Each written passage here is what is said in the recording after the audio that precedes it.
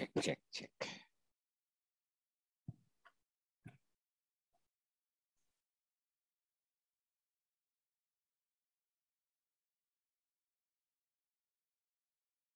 Halo Royal Traders, dimanapun Anda berada, jumpa lagi bersama kami tim analis beserta dengan tim dari divisi digital marketing PT Royal Price Futures Jakarta. Kami mengucapkan selamat malam dan selamat bertemu kembali. Yang mana seperti biasa kami akan membahas pergerakan di sisa waktu transaksi pada hari ini dan dalam seminggu perjalanan transaksi ke depan. Dan kebetulan juga untuk hari ini, yang mana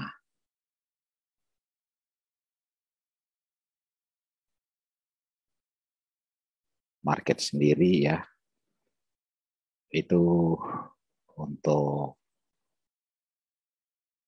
US sendiri libur ya, dikarenakan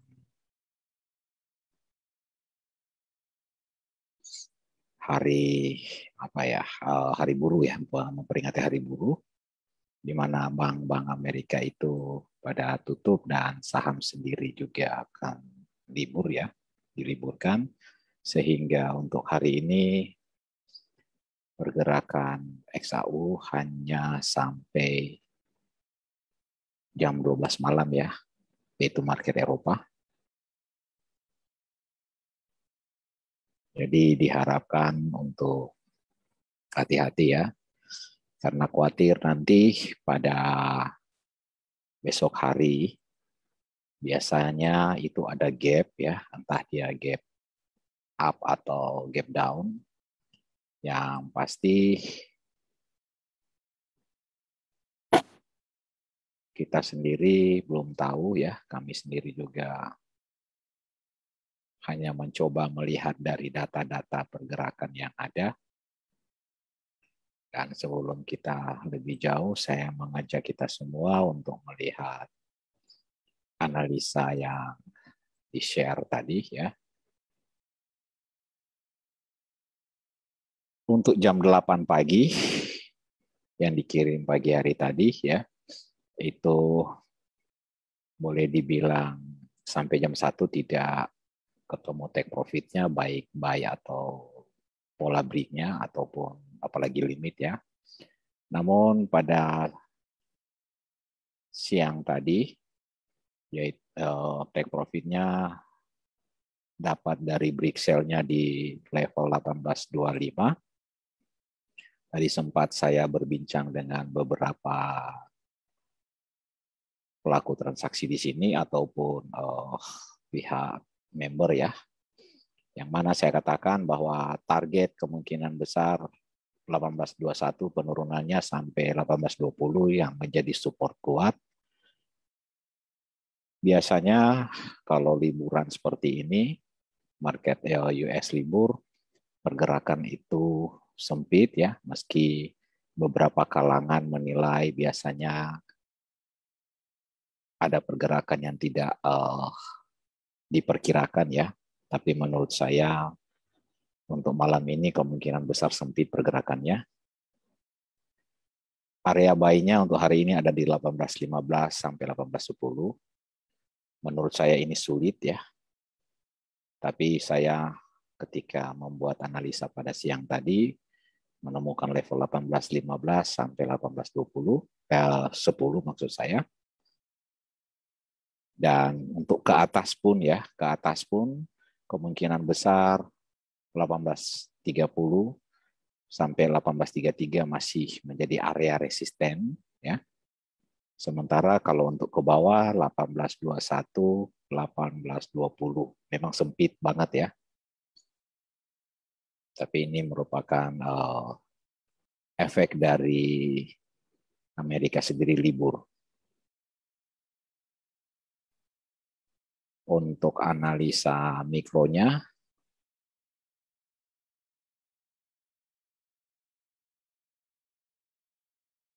kita lihat tadi low itu ada di 18.21.50. Jadi take profit pasti ketika open sell tadi 18.25 tadi sempat bolak-balik ya.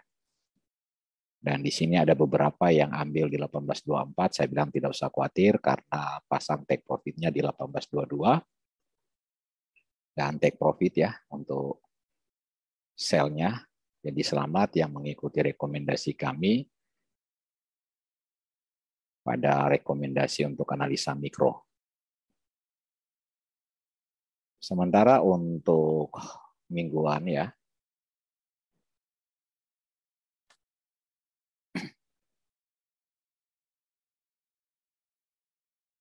ada level penting yang harus kita perhatikan ya, yaitu 18.29 dan 18.33.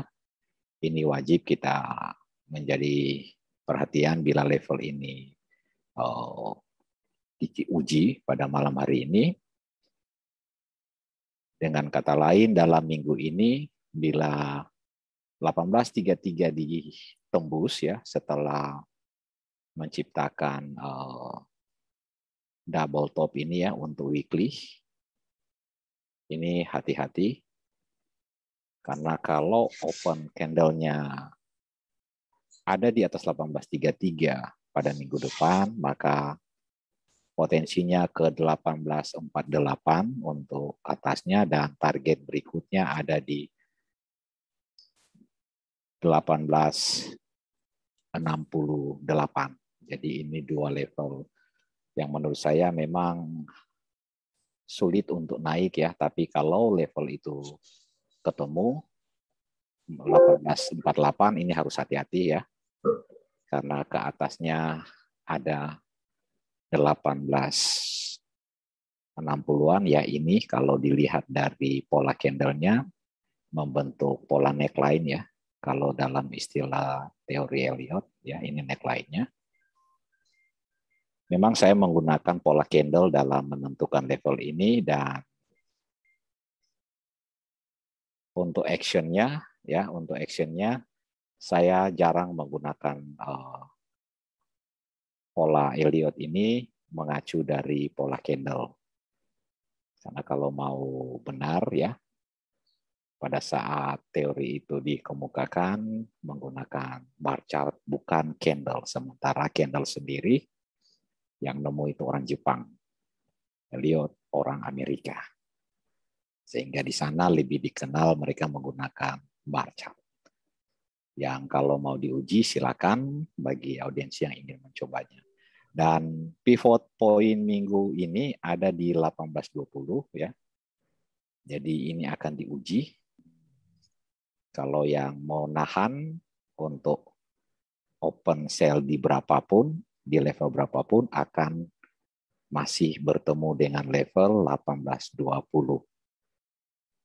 Dan bila dia break di 18.20, target berikutnya ada di 18.07. Meski support kuat ada di 18.10. Jadi lumayan 100 pip target ke bawah ya.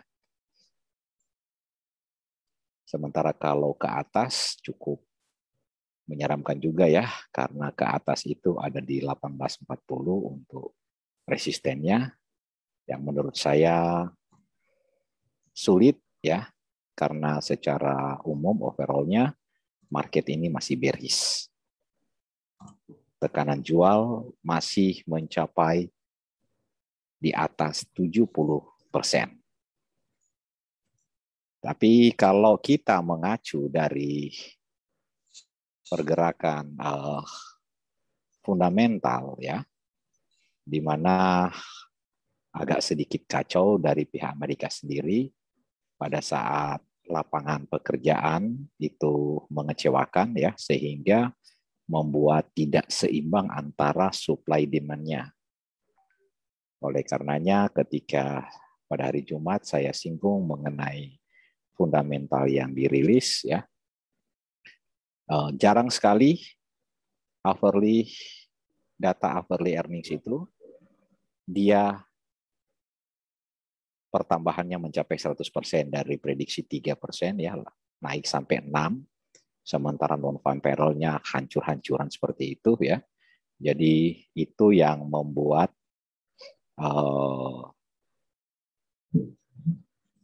pergerakan harga sempat hanya tertahan dan membentuk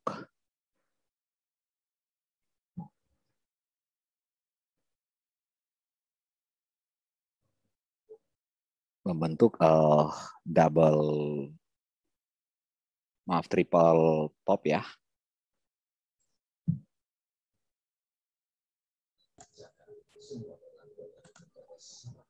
Dia membentuk triple top.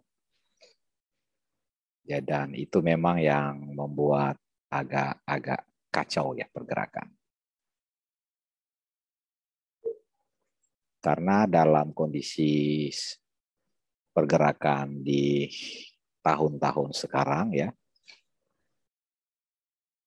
seringkali pola-pola pembalikan arah itu ditabrak ya. Kalau saya membahasakan seperti itu dengan artian dari prediksi, wah ini double top pasti akan balik arah, ini double bottom akan balik arah, tapi seringkali ketika faktor fundamental mengemuka mengenai kondisi pembalikan arahnya, kebanyakan boleh dibilang mencapai lebih dari 80% akan ikut maunya keinginan dari fundamental itu. Seperti yang saya katakan ya, kalau ketika data non-farm yang dirilis begitu buruk ya, seharusnya target hari Jumat malam itu menuju ke 18.40. Tapi tertahan pada saat yang bersamaan ketika data earnings itu dirilis sangat bagus sekali. Sehingga terjadi tarik-menarik antara pergerakan malam itu ya, sempat tertekan sampai di 18.17 malahan ya, namun saya merekomendasikan 18.20 itu buy. Dan kaget juga ketika ada yang chat saya, dia punya sell di 18.19. Dan begitu saya tanya dia ikut live webinar, dia bilang dia tidak ikut. Nah, jadi kondisi seperti ini sangat disayangkan ya, ada informasi-informasi yang saya sampaikan. Bukan berarti saya lebih hebat dari siapapun ya, mendahului pergerakan, bukan begitu. Saya mencoba untuk membantu dalam memberikan informasi dengan harapan bisa membatasi kerugian apabila salah dalam pengambilan posisi.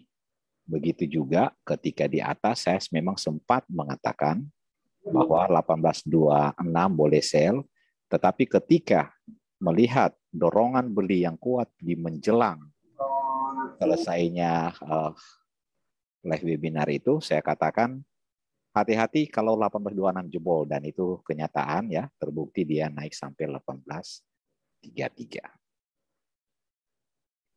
Jadi memang untuk kondisi pergerakan ya, kita nggak boleh terjebak dengan ketika melihat bahwa faktor teknikal, misalkan tekanan jual begitu kuat, namun tiba-tiba fundamental itu turun ya, itu harus mengalah. Jadi jangan ngotot karena akan berakibat buruk dalam pengelolaan. Dan baik, ini sudah ada pertanyaan dari Pak Syam Hudi. Hari Jumat ada posisi sell di 18.12 masih aman ya? Oke Pak. Kalau menurut saya jika 18.20 jebol maka berpotensi menuju 18.10 Pak ya. Kemudian dari Pak Aldi, target atas ada di berapa? Kalau ke atas ya kembali 18.26 menjadi resisten untuk menuju ke 18.29 atau sampai 30 maaf, 18.30 sampai 18.33. Tapi ini sudah jam 8:18 ya.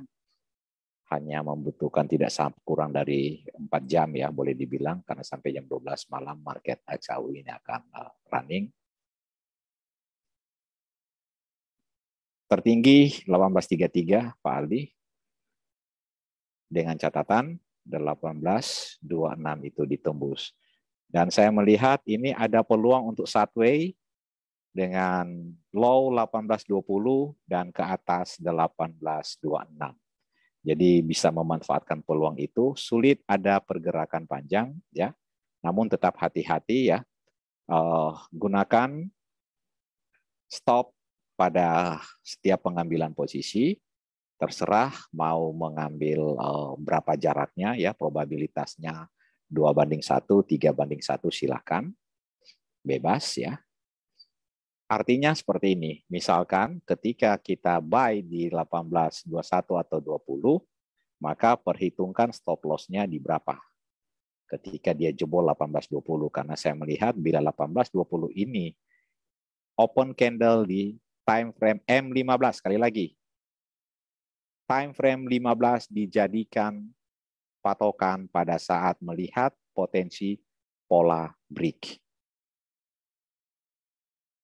Jadi rata-rata di sini pun saya selalu tekankan hal yang sama, sehingga tadi pada saat dia break di sini ya, mereka sudah buru-buruan ambil sell ya, ada yang pasang TP-nya di 22, ada yang TP di 23, bagi yang ambil di 25 mereka mengikuti strategi bahwa 20 pip cukup ya, meski rekomendasi analisa mikro 30 pip. Di kemungkinan besar sampai malam nanti pergerakan ini sideway pendek ya. Bagi yang ketakutan dengan ada tarikan-tarikan panjang seperti hari-hari sebelumnya ya. 21 20 aman buy, 25 26 boleh sell ya. Dan kalau dia lanjut seandainya open candle berikutnya dilewati 26, mendingan kunci mumpung masih pendek karena ada target di atas 30 potensi bisa ketemu. Tapi kalaupun posisi sell di atas area situ, mau ditahan silahkan ya. Karena saya masih melihat masih akan ada uji di bawah 18.20.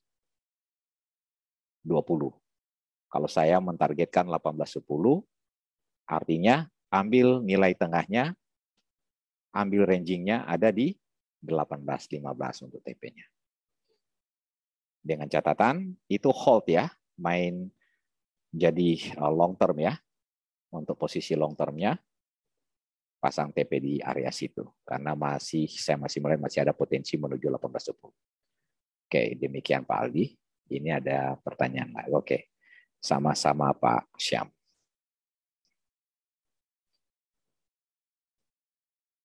(18.12) kemarin diambil. Sebetulnya rekomendasi break sell-nya 18.11 dan tidak jebol-jebol, Pak. Saya juga heran kalau ada Pak Syam ambil posisi itu rekomendasi dari mana ya? Karena saya melihat pola break buy-nya 18-14 ditabrak, itu lanjut loh Pak. Tapi Bapak ambil di 18-12 kemarin ya. Rekomendasi saya 18-14 itu break buy. Ada beberapa rekan-rekan di sini yang ngambil buy, tapi mereka hanya pasang TP pendek dan langsung sekali satu candle bergerak pada saat setelah non-farm langsung, kalau bahasa kita bilang kejilat ya. Posisi take profitnya ada yang 20, ada yang 30 pasangnya. Karena pada saat hanya satu candle ya, ini itu langsung take profit di candle ini ya. Ini pada saat non-farm.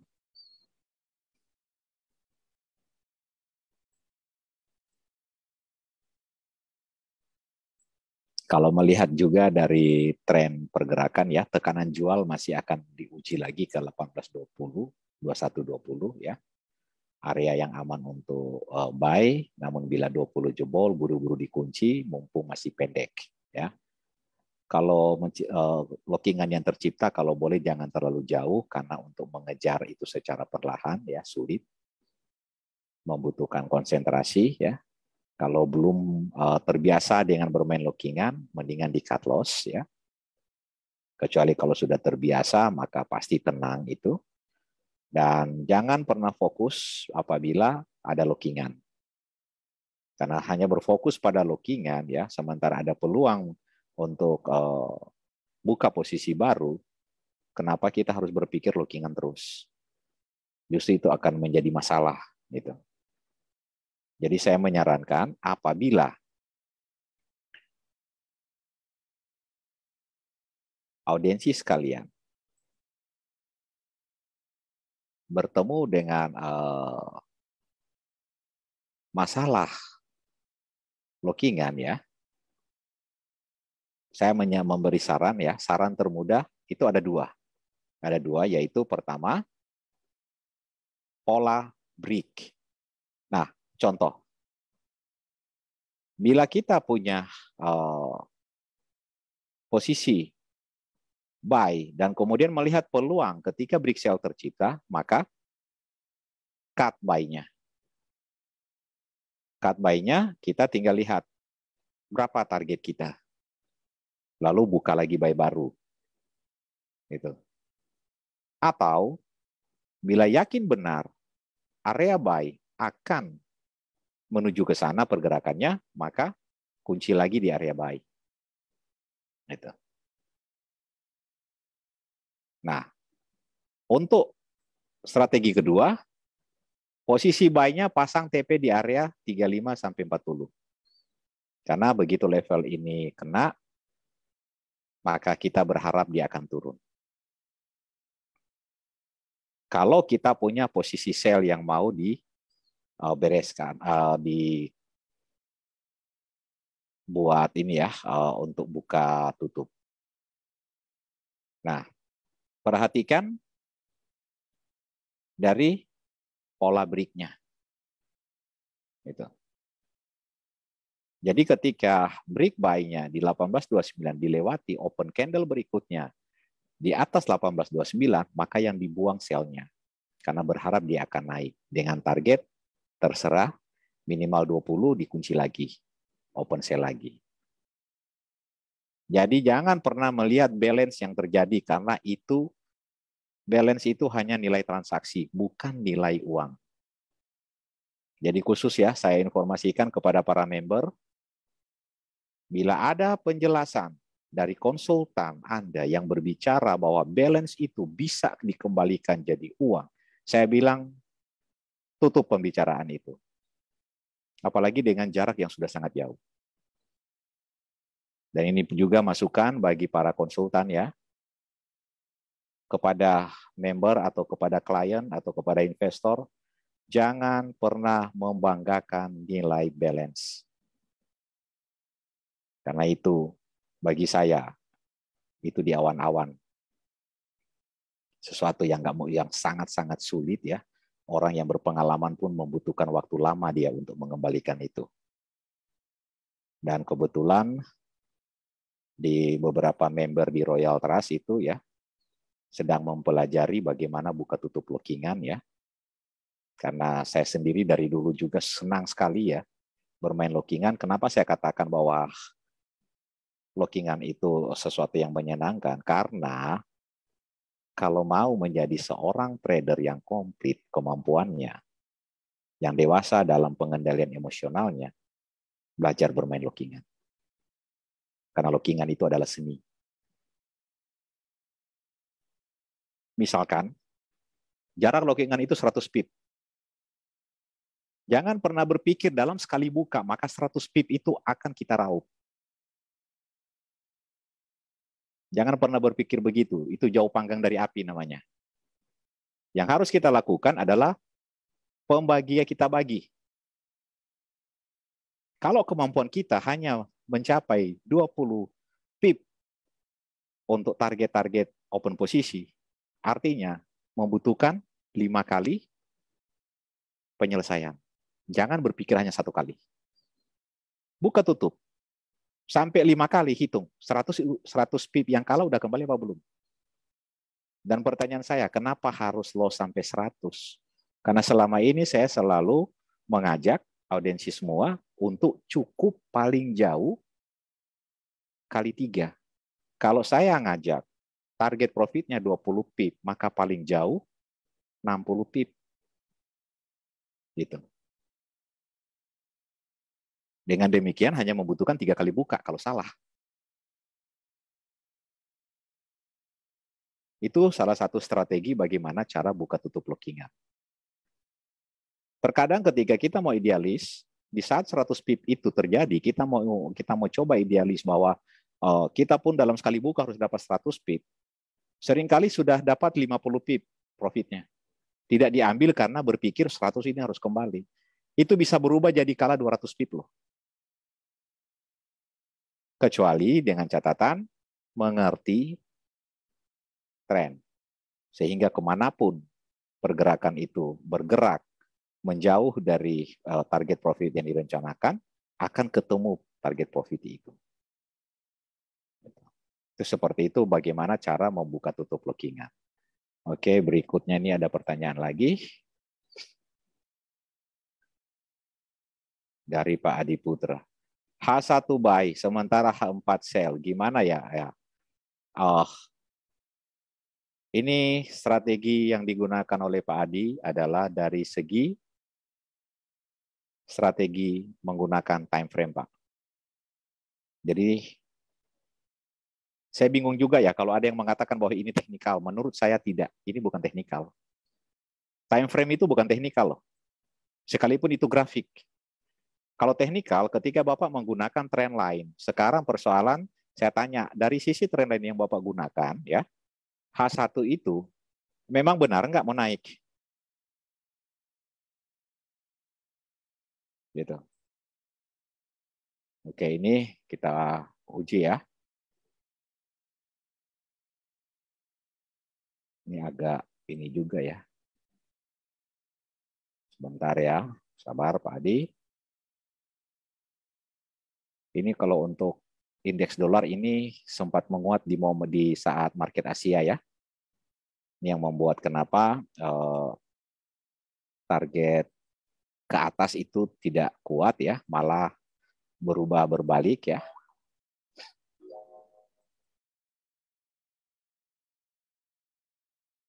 Jadi karena penguatan indeks dolar ini yang membuat kenapa harga tidak jadi naik ya, malah mencoba tertekan. Oke, mari kita lihat. Saya mau jawab dulu dari pertanyaan Pak Adi. Ini H1 Pak. Ini H1 time frame-nya ya. Tadi Bapak bilang H1 buy. Oke. Pertanyaan saya, dari mana Bapak tahu ini mau buy? Sementara tekanan jual kuat.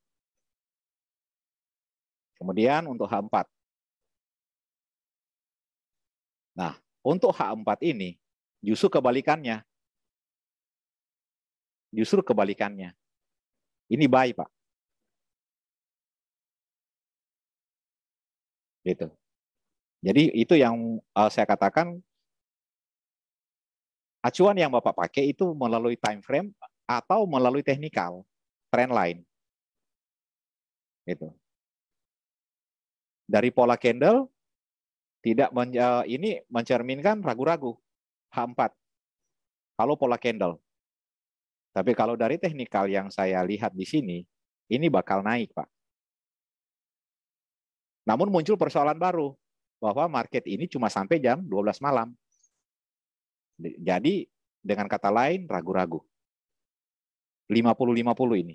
Seandainya market normal, saya melihat potensi akan naik ini. Kalau H4. Sementara kalau untuk H1, tekanan jualnya kuat, Pak. Malah akan punya ekspektasi saya, ini targetnya. 18-19.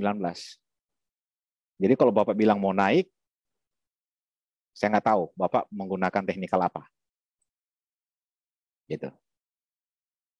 Oke, demikian Pak Adi ya. Jadi harus dilihat dulu. Kita mengacu dari time frame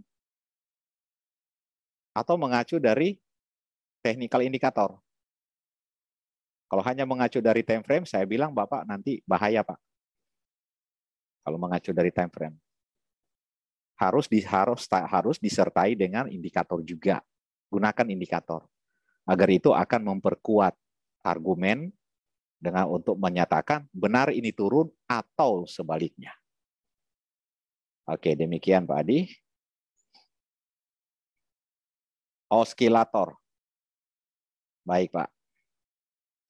Saya coba menggunakan oskilator ya. Ini saya berharap audiensi yang lain mengikuti ya, karena ini sudah masuk ke penjelasan teknikal. Oskilator apa Pak yang dipakai? Boleh diaktifkan ininya biar nanti audiensi yang lain ikutan mendengar ya.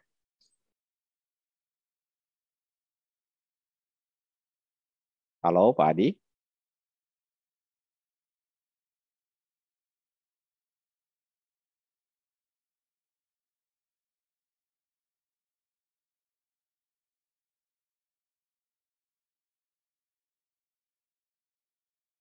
Pak Adi menggunakan MACD, menggunakan ATR. Stokastik. Malam Mas Vicky. Oke, selamat malam. Ini menggunakan stokastik. Oke. Stokastik osilator. Oke, nggak apa-apa. Stokastik dengan ininya berapa? Ininya Pak Mas ya. Angkanya. 1433. Oke, ini sama dengan yang saya gunakan. Ya, benar. Oke. Nah, baik. Oskilator itu hanya penunjang, bukan penentu, Pak. Karena yang menentukan adalah trend line. Oskilator ini hanya memberi batasan. Memang benar. Untuk levelnya berada di level 15%. Ya. Kalau teknikal ini indikator tidak digunakan, maka pure stokastik memberi signal bahwa ini udah oversold.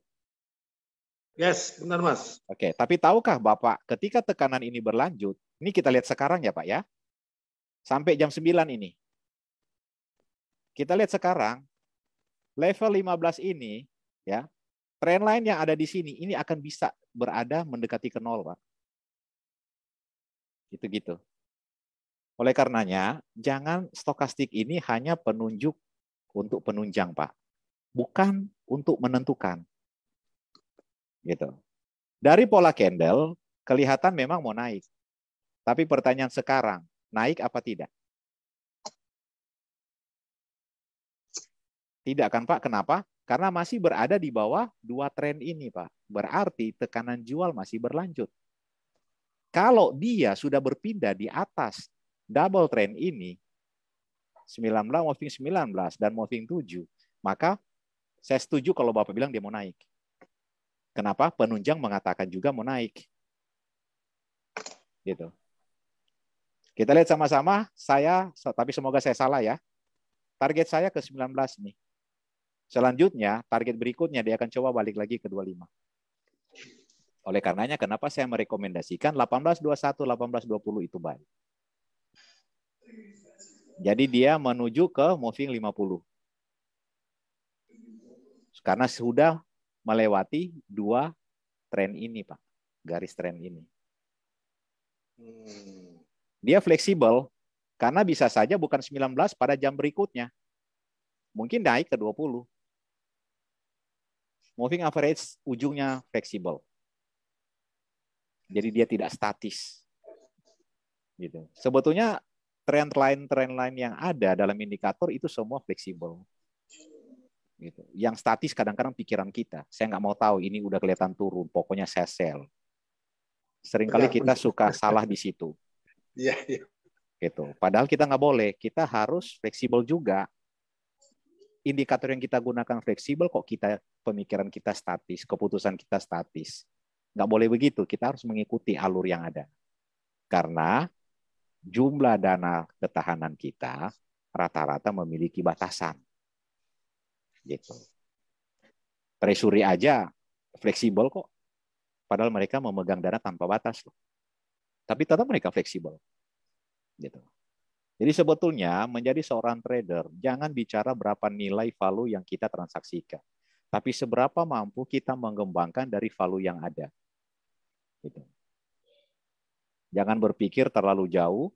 Misalkan, trading itu membutuhkan ketahanan. Mohon maaf yang sebesar-besarnya, bukannya saya sombong. Kalau orang itu ngomong di depan saya tinggalkan langsung. Karena bagi saya ini ngawur nih orang ngomong. Dan kalau saya sebagai investor, orang ini saya langsung usir. Kenapa? Buang waktu saya untuk ngobrol. Kalau ada omongan seperti itu. Tapi kalau ketika orang itu datang dan berbicara, saya akan memaksimalkan jumlah dana yang ada. Nah, ini yang bisa kita pegang. Gitu. Tinggal kita lihat batasan-batasan risikonya. Begitu juga kita sebagai pelaku transaksi. Kita pun harus fleksibel melihat berapa jumlah ketahanan dana yang akan kita transaksikan. Money management itu sangat perlu. Kalau tidak menggunakan money management yang baik, berapapun dana yang kita kelola, yang kita transaksikan dalam bisnis ini, hanya menunggu waktu kapan habisnya. Dan selama ini saya sudah berulang kali berbicara mengenai money management, di mana antara lain risiko, risk manajemennya ya, pengendalian, fungsi pengendalian dijalankan. Probabilitas dalam manajemen risiko harus dijalankan juga. Money manajemennya, penggunaan dana berapa harus dijalankan. Gitu. Jangan dari rencana penggunaan dana sekali transaksi maksimal 10%, karena salah arah kita hajar lagi, akhirnya berubah jadi 30%. Itu sesuatu yang keliru bagi seorang pelaku transaksi. Kalau mau jadi profesional harus disiplin. Kalau bisa disiplin, maka percaya apa enggak, ya. Siapapun yang nonton saya malam ini, satu saat akan bisa berbicara seperti saya. Karena satu dasarnya, disiplin. Enggak disiplin, ya wassalam. Oke, demikian Pak Dia. Jadi jangan pernah percaya dengan satu acuan aja. Harus menggunakan beberapa pendekatan. Dari situ, Pak Adi bisa ngambil keputusan. Kalaupun keputusan itu salah, artinya kesalahan bukan karena memang tidak bisa membaca, terburu-buru. Waktu lalu kan saya pernah bilang, untuk entry posisi, jangan mengikuti pada saat candle sedang bermain pada pertengahan. Justru pada saat open candle akan lebih tahu lagi kemana pergerakan berikutnya. Gitu. Selalu pas open candle itu yang paling pas. Yang paling pas untuk kita entry posisi. Jangan harga lagi warawiri kita ambil. Itu bahaya. Kalau keseret, jangan dulu panik, harus nunggu open candle berikutnya. Itu. Mungkin audiensi yang sudah mengikuti saya sudah pernah lihat ya, saya ketika ambil posisi, terus terang jarang sekali salah. Akan selalu ketemu take profit. Kalaupun tidak, saya akan mengambil langkah sebelum take profit itu yang penting profit. Ketika saya ambil, biasanya mencapai 80-90% benar tindakan saya. Tanpa harus idealis menunggu take profit. Itu kenapa ketika saya melihat open candle berikutnya berbahaya bagi posisi saya. Itu. Jadi jangan idealis ya. Kembali lagi, fleksibel kita. Harus berani mengakui saya salah. Jangan malu untuk mengakui itu. Karena orang yang terlalu kuat berpendapat kuat ya dengan pendiriannya biasanya ujung-ujungnya kekecewaan yang ditemui. Oke, demikian Pak Dia, jadi hati-hati. Kalau saya bilang H1 masih turun, justru H4 ini agak ragu-ragu menurut saya. Gitu. Agak ragu-ragu. Siap Mas Duki, siap. Oke. Baik.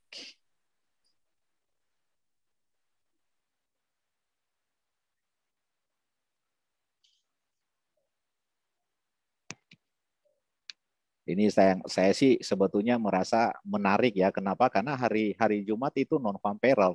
Saya aja sendiri terus terang ragu-ragu nih. Dari tadi belum ambil posisi.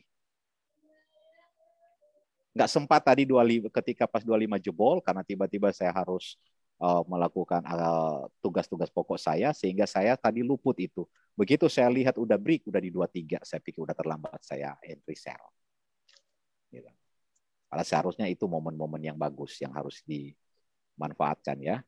Jadi terkadang saya sendiri yang bikin dikarenakan saya punya aktivitas lain luput itu. Gitu. Akhirnya saya coba memanfaatkan pada pergerakan-pergerakan seperti ini. Oleh karenanya, kenapa waktu webinar dipilih jam-jam setelah open market US? Karena saya lebih familiar dengan trading di market US ya dibandingkan dengan market Asia atau Eropa. Itu market Asia sebetulnya market yang sepi ya, tapi bukan berarti sepi terus. Karena terkadang juga dalam satu hari itu bisa menciptakan ratusan pip loh di market-market Asia itu ketika merespon fundamental yang hasil dari sehari sebelumnya. Gitu. Tadi pun market Asia juga tidak terlalu itu bagaimana ya, flat aja yang mampu menggerakkan dia ketika dolar US indeks dolar itu naik tajam. Tadi sudah saya perlihatkan mengenai indeks dolar.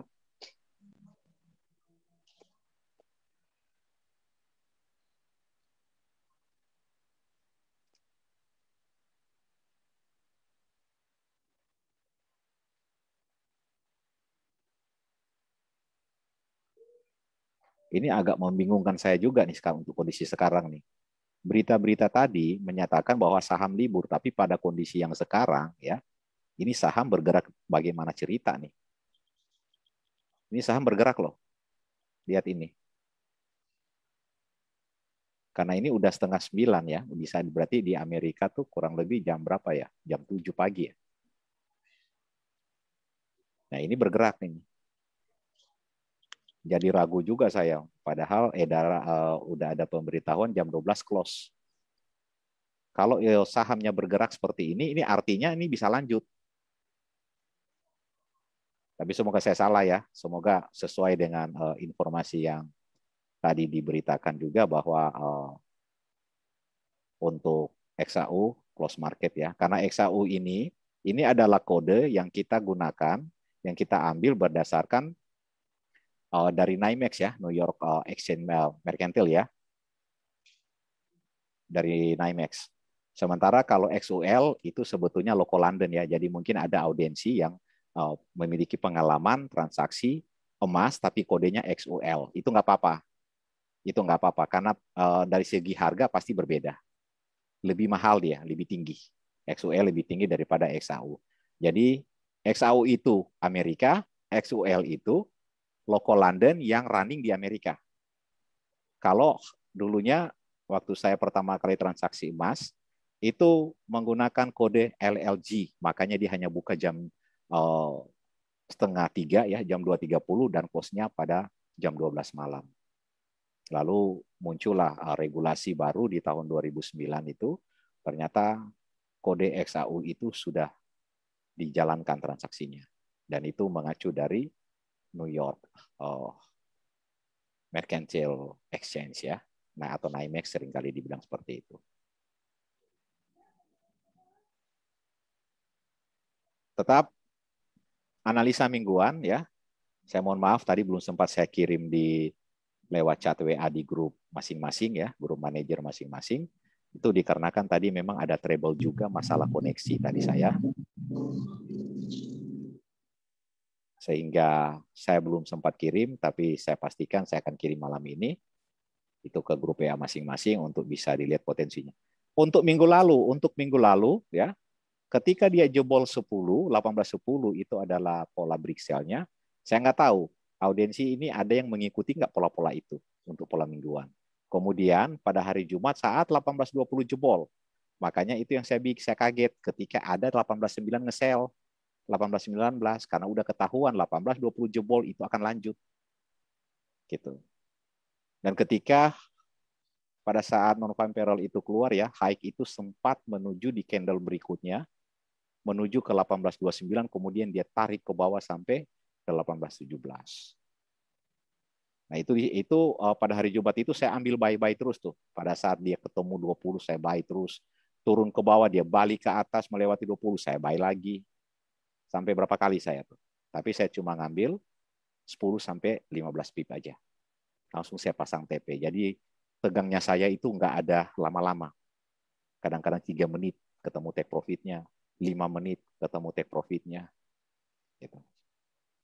Jadi ketika saat hectic ya, langsung pasang TP ketika entry posisi. Kalau TP-nya terlalu jauh, turunin dari harga yang level harga yang kita ambil. Turunin jadi genapin ke 20 atau ke 10. Itu cepat banget itu kejilatnya. Jadi salah satu keunggulan dari PT Royal Trust Futures, take profit 5 pip dikasih. Diizinkan. Saya sudah beberapa perusahaan ya, yang mungkin juga kalau audiensi mau lihat dari jumlah lebih dari 50 perusahaan yang tercatat listing di Bapepti, nyaris semua saya sudah pernah merasakan transaksi di perusahaan-perusahaan seperti itu, yang tercatat itu. Cuma ada perusahaan yang baru, di mana saya 2016 udah bosan ya di industri ini. Meski di atas 2016 masih ada juga yang suka datang tukar pikiran, tapi saya melihat aktivitas saya full itu di bawah 2016.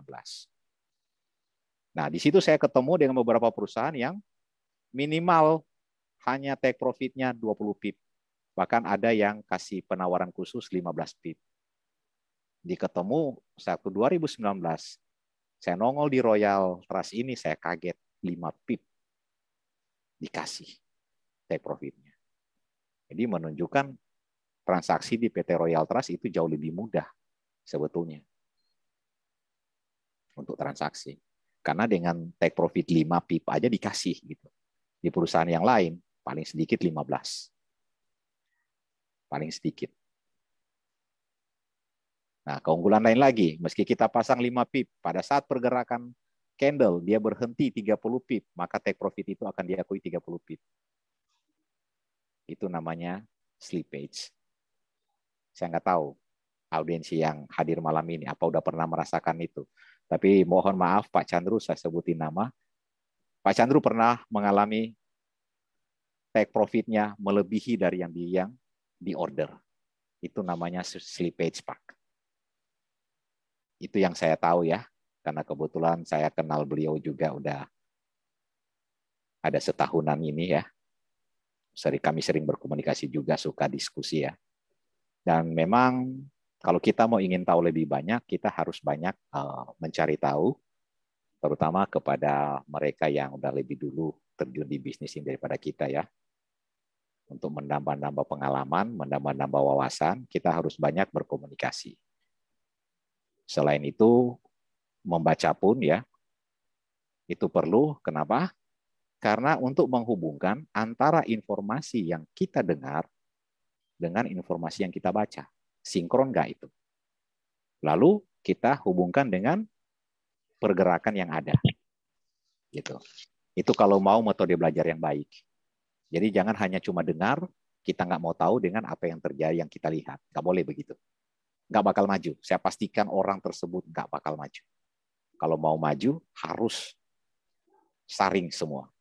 Lihat hubungkan dengan kenyataan yang pergerakan yang ada. Apa benar omongan itu? Apa benar yang saya baca? Gitu. Kalau model pergerakan ya seperti yang saya pernah bilang ya, di bawah 2010 di atas 2010 itu nggak sama. Nah, kondisi sekarang di atas 2001, mari kita lihat sama-sama. Apakah sama nggak dengan 2010? Belum tentu. Menurut saya, belum tentu. Jadi teknikal yang saya gunakan ini dari tahun 2003 ternyata masih kepake sampai sekarang. Meski pola pergerakan sudah berubah. Karena terbukti saya masih menggunakan ini pola ini untuk trendline ini.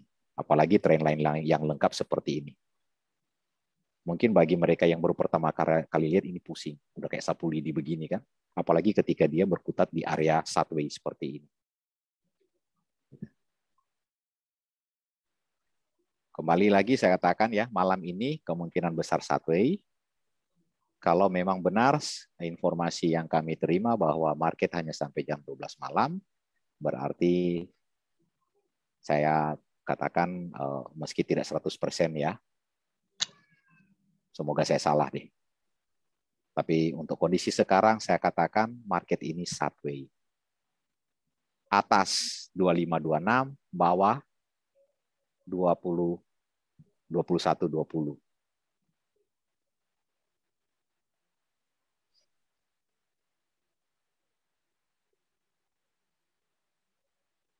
Tadi ada sempat ke sini ya. 28 ya. Kalau menurut saya ini sulit ya. Jadi kemungkinan besar ya akan berkutat di, saya tandain ya, biar nanti ketika kita ketemu nanti ya pada hari Jumat, hari Rabu ya, audiensi boleh mengingatkan saya mengenai apa yang terjadi pada hari Senin untuk kita sama-sama menjadi bahan evaluasi. Tidak apa-apa bila ada yang ingin mengkritik ya, karena saya seperti yang saya pernah katakan, saya tidak pernah merasa lebih benar dari pergerakan, apalagi lebih jago dari siapapun. Saya nggak jago.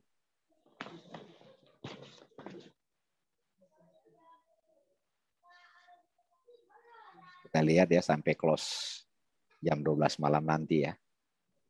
Ini kemungkinan cuma sampai di sini kali dia ini.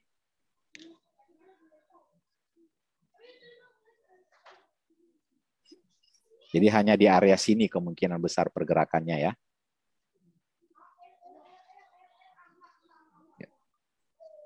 Nah, tapi kalau ada yang udah mengikuti saran mengenai trendline ini ya, trendline 7 dan 19, kita lihat ketika crossing ini.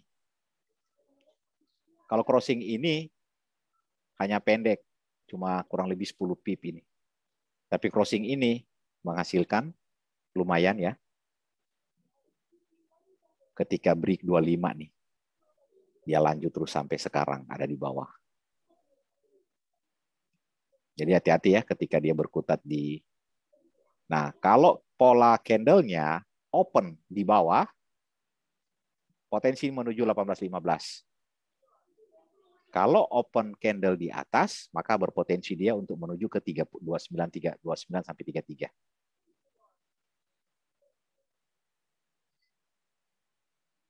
Tapi menurut saya kemungkinan besar habis dari sini dia balik, dia coba lagi balik ke bawah, paling tidak akan kembali 50%-nya. Berarti kalau 21 dan 26, maka 50%-nya ada di 35 ya, 23.50 ya. Kurang lebih di situ nilai tengahnya. Nah, kalau mau berbicara dipersempit lagi. Tapi saran saya jangan ya. Bila buy lewat di 50%, maka berpotensi dia ke 100%. Kalau dari atas ini dia berbalik melewati 50%, maka berpotensi ke 0%. Karena jarak adalah sekitar 50 pip nih. High low-nya. Dan bisa jadi juga hanya berkutat di bawah 24, di atas 22, sempit, makin sempit pergerakan. Dan hati-hati ketika open besok. Waspada dengan open besok. Saya khawatir bisa ada open gap loh. Gapnya itu bisa cukup lumayan ya, bisa lebih 50 pip nih. Tapi kalau enggak berarti sideways. Nanti agak siangan Setelah market Amerika, Asia udah buka, baru mulai itu. Kalau Australia, jam 5 pagi itu biasanya marketnya sempit. Jarang ketika market Oceania itu bergeraknya, volatilnya itu high volatile. Jarang sekali. Bahkan kalau saya bilang nyaris nggak pernah ada ya. Justru yang pernah ada terjadi ketika 8.45 atau Hong Kong Open ya. Jepang Open aja jam 6 ya. Itu pergerakan masih sempit juga. Gitu. Justru ketika makin melebar market Asia saat Hong Kong Open. Karena volume transaksi di sana itu cukup besar ya. Sangat-sangat besar boleh dibilang karena Inggris menjadikan Hong Kong itu sebagai pusat keuangan dunia di Asia. Sebelum tahun 97 diserahkan ke China ya. Shanghai Composite China pun masih kalah boleh dibilang untuk volume transaksi dibandingkan dengan Hang Seng Hong Kong. Oke, ini ada satu pertanyaan lagi dari Pak Aldi. 1826 masih ada nggak? Ini Pak Aldi tadi nanya level atas, sekarang level 1826. Pak, kita bukan dagangan cabai loh Pak, pakai nawar-nawar begini. Tadi saya sudah bilang Pak Aldi bahwa ke atas target bila melewati ini 23.50 maka berpotensi ke 1826. Nah, di situ boleh sell dengan catatan kalau open candle berikutnya di atas 1826 buru-buru dikunci, pasang TP di 29. Karena untuk hari ini high low-nya itu pendek ya. High hari ini ada di 30, 1830. Dan ke bawah ada di 1821. Kurang lebih nggak sampai 90 pip loh ini. Kalau dihitung high low-nya. Nah, biasanya kalau sehari sebelumnya, bila pergerakan itu sempit, maka waspada ketika pergerakan besoknya. Itu bisa mencetak sampai 200 pip ini. Itu adalah pergerakan normal dari XAU ya. Bolak-baliknya bisa sampai segitu. Oke, demikian Pak Aldi ya. Jadi kalau mau ke 1826, jebol dulu 1823.50 ya. Itu akan lebih baik lagi. Baru kita boleh berbicara level 1826 di atasnya. Kalau tidak jebol, maka kemungkinan besar ketika 1823.50 tidak jebol, dia akan coba turun lagi 1822. Sempit pergerakan itu.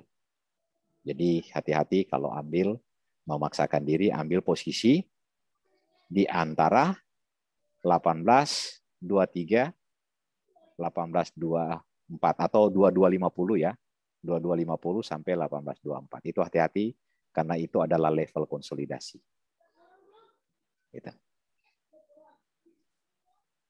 Sebetulnya sederhana kita kalau mau ambil seperti itu ya. Oke, ini mungkin agak membingungkan ketika ada 33 kita genapin ya ke 8626 pas ya. Supaya pada saat membuat dasar hitung, karena dasar hitung itu harus mengambil pembulatannya. Jadi ini ada di 21 ya. Oke, dengan demikian kurang lebih 50 pip ya seperti yang saya katakan. Nah, berarti dari sini kita akan tahu nilai tengah ada di 2350 ya.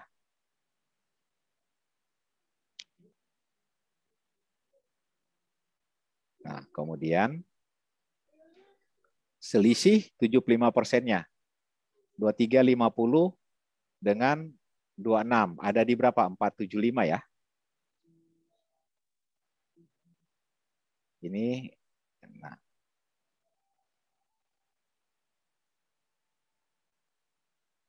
Oke, kalau di bawah selisih 2350 dengan 21 ada di 175 ya.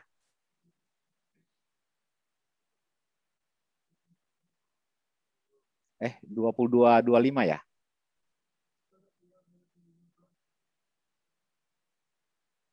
Oke. Nah, sederhananya adalah ini belum break ya. belum break di level 25% ya. Jadi saya ambil titik nol adalah 21. Gitu. Nah, ini adalah area buy. Di bawah 22.25 itu area buy. Dengan take profitnya berada di area sini. Dan di area di atas 1824 ini, 0.75 itu adalah area sell. Nah, untuk safety-nya, take profit-nya di sini. Baik dari bawah, dari buy take profit-nya di 23.50, dan dari sell take profit-nya sama. Kalau dia market sideways, maka akan warawiri cuma di sini. Jadi bagaimana kita memanfaatkan pergerakan yang sempit untuk memaksimalkan profit. Jangan ambil di tengah sini. Ini bahaya. Kita bakal terombang-ambing di sini. Gitu. Dan sulit kita untuk keluar posisi, akhirnya menunggu nasib sampai open market besok. Itu bisa terjadi.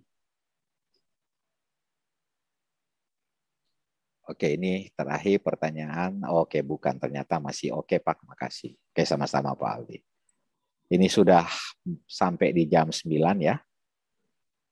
Saya mohon maaf tidak bisa memberi rekomendasi selain hanya merekomendasi prediksi tadi. Tidak bisa mengajak transaksi bersama-sama karena memang kondisinya sulit untuk mengambil posisi karena belum berada di level yang saya kendaki. Kalau ini belum ya, kecuali open candle berikutnya di sini. Karena open candle-nya dia ada di atas level 25%. Kalau di bawah 25% mungkin silakan. Boleh ambil uji.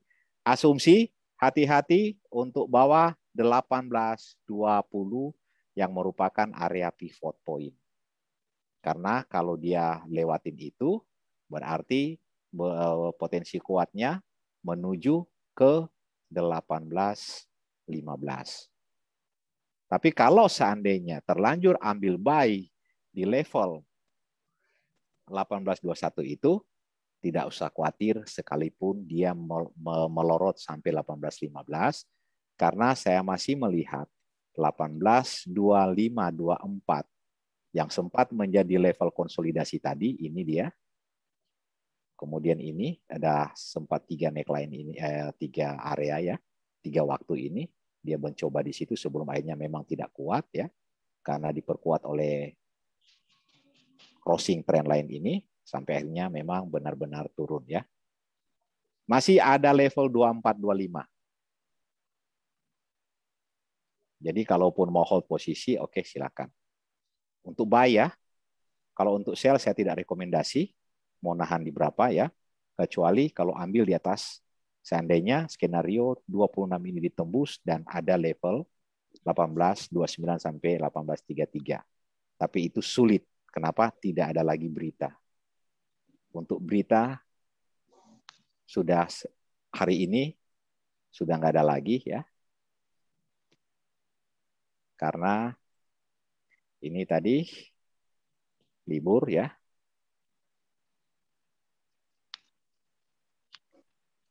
Besok Australia ini akan berbicara cut rate ya. Jadi di sekitar jam segini coba perhatikan XAU akan ikut bergerak. Karena Australia adalah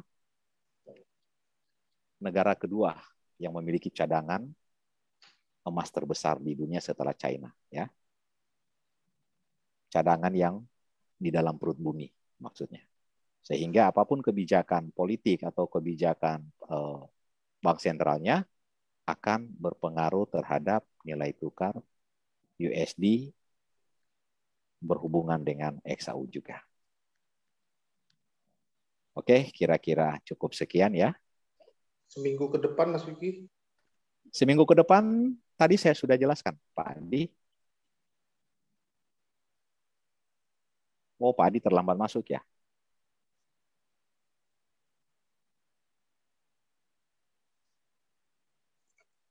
Nah, ini ya. Saya ulangi lagi untuk minggu depan ya. Sampai hari Jumat. Break sale-nya bila 18.20 jebol, itu boleh ambil sell, dan kebetulan juga dia ada di pivot. Nah, secara umum pivot ini adalah nilai tengah. Jadi nilai tengah ini bisa dilewati, bisa dia balik lagi. Ya. Gitu. 18.20 ya. Okay. Support kuat di bawah itu ada 18.10 sampai 18.07. Okay. Sementara resisten kuat atas 18.35, 50 pip ya. Kalau di bawah supportnya hanya 30 pip. Kalau di atas 18.35 sampai 18.40 akan menjadi area resistennya. Sementara untuk area supportnya 18.10 sampai 18.07. Jadi untuk minggu depan kalau ada level 18.10 sampai 18.07 entry buy. Dengan target 500 sampai 800 tick atau 50 sampai 80 pip. Sementara SL-nya kali 3. Untuk mingguan dengan bila mengikuti rekomendasi ini jarang sekali ini akan kena. Biasanya ini yang kena. Sekali lagi bukan sombong ya. Analisa minggu lalu terbukti sudah berapa minggu setelah ini diadakan lagi, itu semua terbukti bahwa take profitnya selalu down. Asal mengikuti rekomendasi yang ada ya. Kalau minggu lalu ini nggak kena area sell, area buy nggak kena, yang kena pola break-nya. Dan selalu pola break ditinggal sampai 80 pip sesuai hasil maksimal. Ambil target minimal aja 500. 500 tick atau 50 pip. Gitu. Oke, siap Mas Upi. Oke ya. Ini nanti saya akan share lewat grup WA para manajer ya. Jadi untuk para member boleh minta ke finansial konsultannya masing-masing. Oke. Ini sudah di penghujung ya. Jadi saya mengucapkan terima kasih kepada mereka yang sudah ikut live pada malam hari ini dan kepada yang baru pertama kali bergabung, selamat. Kami mengucapkan selamat datang, selamat bergabung, dan kami mengundang pada hari Rabu nanti untuk bisa kembali ikut. Boleh mengundang orang lain ya, terutama bila mereka adalah konsultan yang tercatat di PT Royal Trust Futures Jakarta ataupun para member yang mungkin belum tahu mengenai informasi akan adanya live webinar ini yang lebih fokus sebetulnya pada trading bareng ya. Tapi karena tadi memang saya tidak melihat ada potensi, sehingga saya tidak ada transaksi untuk sejam yang lalu ya. Dan pada akhirnya ya, akhir kata bersama Royal Trust pasti sukses. Terima kasih semua. Selamat malam, Tuhan memberkati. Terima kasih Mas Vicky. Sama-sama Pak. Makasih Pak Vicky. Sama-sama.